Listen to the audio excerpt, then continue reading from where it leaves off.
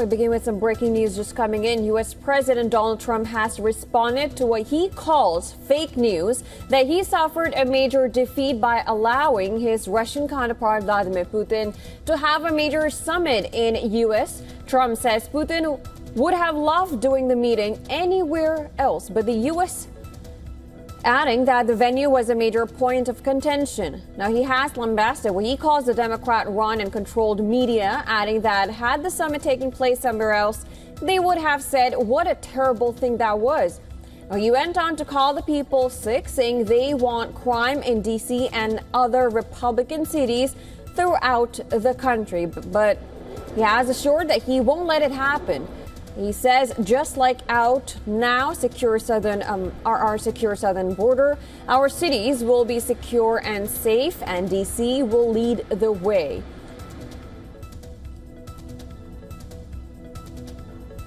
Now, for more on this, we are now being joined by our correspondent, Susan Terani. Susan, thank you so much for joining us. Big statement coming from Donald Trump. He has pointed out to some major topics, of course, the meeting between Putin and himself, also the Washington, D.C. issue. What is it that you can bring in?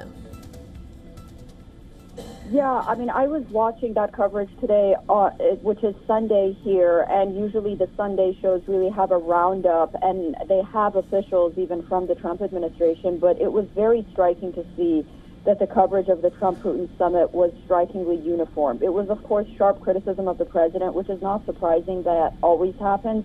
Questioning his strategy and portraying the meeting as a setback for the U.S. But the focus was entirely on what wasn't achieved. And we don't know what wasn't achieved because we don't know what happened really in that meeting. That's one of the issues that has been raised. We still really don't know what they talked about. And it was really void of what may have set in motion behind closed doors, maybe some kind of peace to Ukraine. You really didn't see that. But here's the bigger context.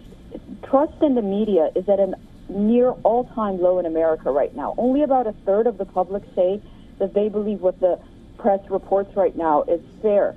And so, this may be one of the reasons, because first of all, it was very uniformed. It was very negative and one-sided. And even when someone like Marco Rubio tried to provide context, that sort of continued. When this coverage sounds one-sided like that, it doesn't just shape the story of the summit. It also deepens public skepticism about whether or not the media is really analyzing the events as they really happened or how they want to portray it. And so really the truth is no one, like I said, outside that room knows exactly what was said or promised. And so I think that's where his criticism is coming from, because, while coverage of himself, of course, is very negative throughout the mainstream media here in the United States, but it was, I will tell you as a journalist, it was very, very shocking to see to what extent it almost seemed like they were rooting for this war to continue as opposed to try to put an end to it. And I think that's what his supporters are a little upset about. Right. And he said that because he knows his supporters are upset. So it's very interesting to watch. It's a little sad. And he's also mentioned Washington. We just know that 68 people have been arrested, according to U.S. Attorney General Pam Bondi. He's also mentioned that, like Washington, D.C., this federal crackdown is going to happen in other in other places as well. Yeah, that's really interesting. I mean, we'll have to see what other states, how they want to approach this.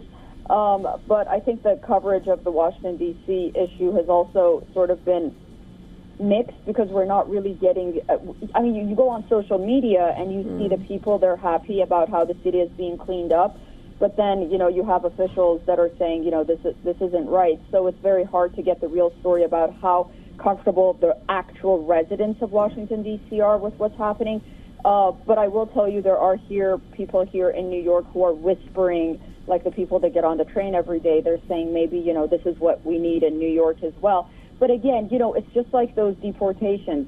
There is only a capacity that the American public has of force. When it gets too forceful, then people prefer for that not to happen. So there's just a very fine line that sometimes, the government crosses, that's when people get uncomfortable with. But for the most part, I think the issue of crime in many of American urban cities is something that's out of hand. And I guess, this is what the administration thinks they have to do to solve it. But the problem is it's definitely going to face pushback from local governments as well, as it should in a democracy. So we'll see. Right. All right, Susan, of course, a lot of things in one comment. Well, thank you so much for joining us and giving us more details. Thank you so much. Thank you. Thank you. And of course, this was just breaking news coming in for people just joining in. U.S. President Donald Trump has responded to what he calls fake news, that he suffered a major defeat by allowing his Russian counterpart Vladimir Putin to have a major summit in the U.S.